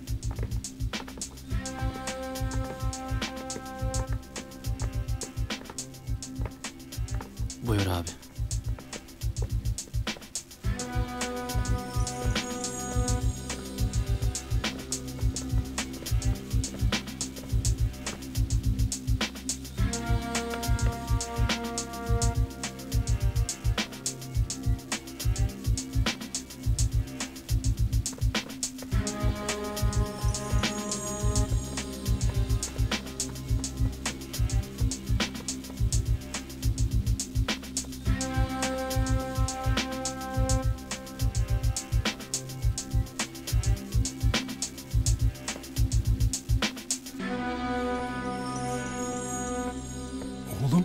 Oğlum.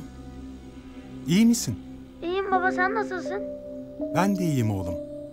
Seni almaya gelen Pusat abin. Ona güvenebilirsin. Sakın onun sözünden çıkma. Olur mu? Hocam bu çocuk aynı size benzemiş. Harbi delikanlı. Vallahi sizi aramak aklıma gelmese kafamı gözümü yaracaktı.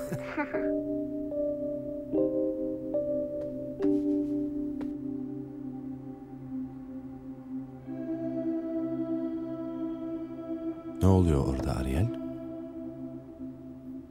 Hemen soruşturuyorum.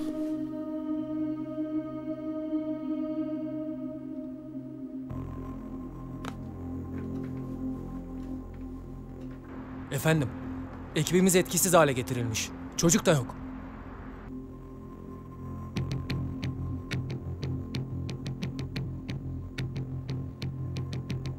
Altay'ın çocuğu artık elimizde değil. Polat Alemdar o meseleyi de düşünmüş demek ki. Ülkesi için oğlunu feda edebilecek birileri çıkabilirmiş. Aklımızda bulunsun Ariel. Ama onların da aklında bulunsun. Ben herkesi feda edebilirim. Evet. Seyredelim, görelim.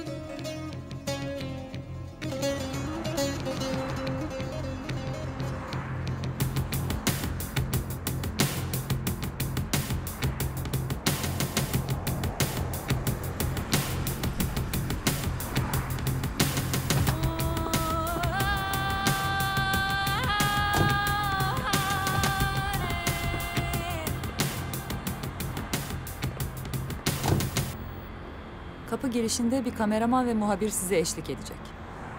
Onların önünde kimse size müdahale etmeyecektir. İçeri rahatça girebilirsiniz. Tamam o zaman. Toplantı bitiminde sizi buradan alacağım. Anlaştık. Çıkarken bana telefon edin, yine burada olacağım. Tamam.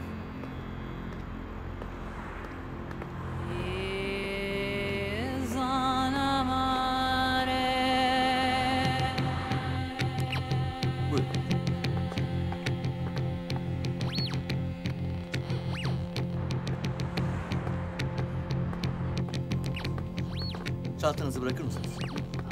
Sizi burada görmeye beklemiyorduk Sayın Perver. Görevinizden açığa alınmanızla ilgili bir açıklama yapacak mısınız? Haksız bir muameleye maruz kaldım. Gereken açıklamayı basın toplantısında yapacağım. Bekleyin. Rüşvet aldığınıza dair iddialar var. Bunlar için ne diyeceksiniz? Lütfen başka soru sormayın. Bütün sorularınızın cevabını içeride veririm. Peki, teşekkürler.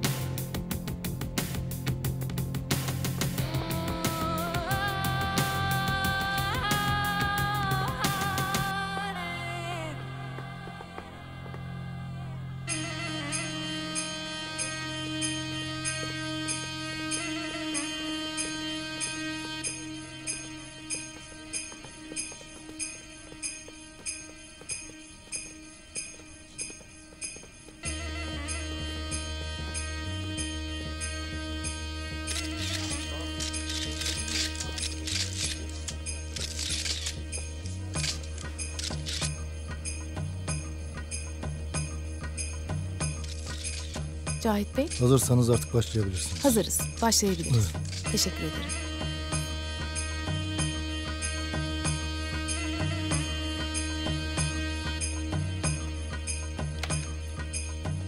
Hazırız abi.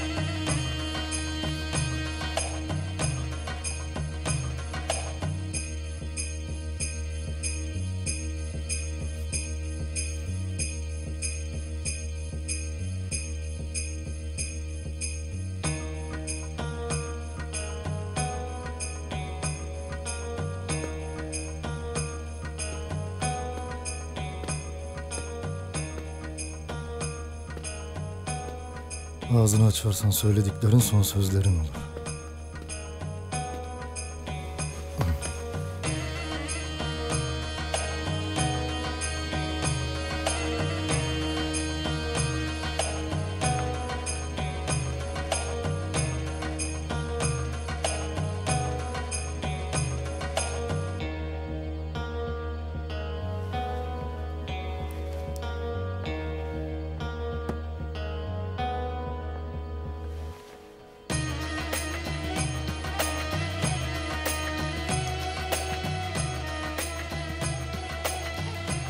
Ne zaman istersen.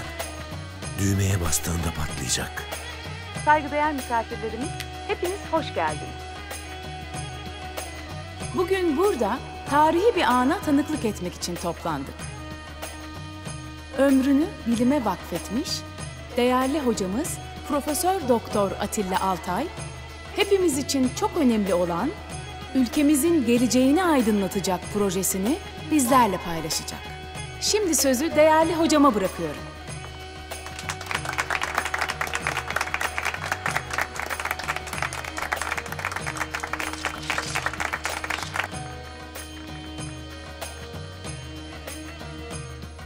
Çok teşekkür ederim.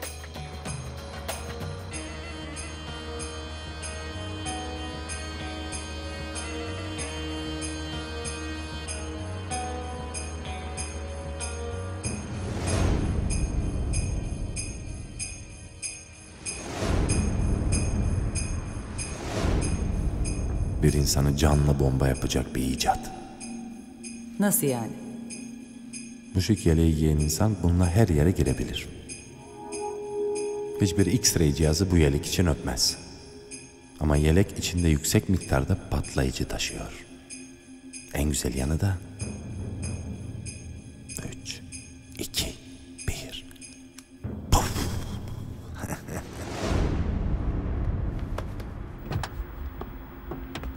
Öncelikle teşriflerinizden dolayı size teşekkür ederim. Dur! Durum acil. Bırak geçeyim. Kimsin sen? Ne işin var burada? Seninle vakit kaybedemem.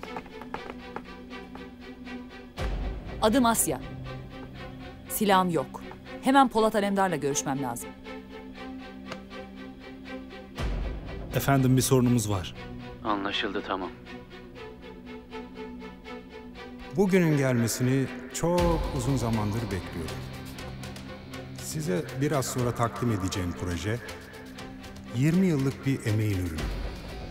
Ve nihayet bugün bu çalışmayı sizlerle paylaşacağım.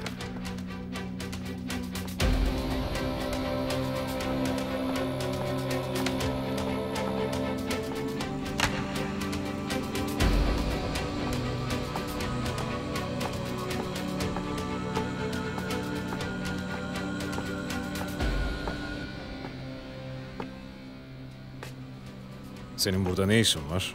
Şimdi açıklayamam. Hemen toplantıya girmem lazım. İçeride canlı bomba var. Canlı bomba mı?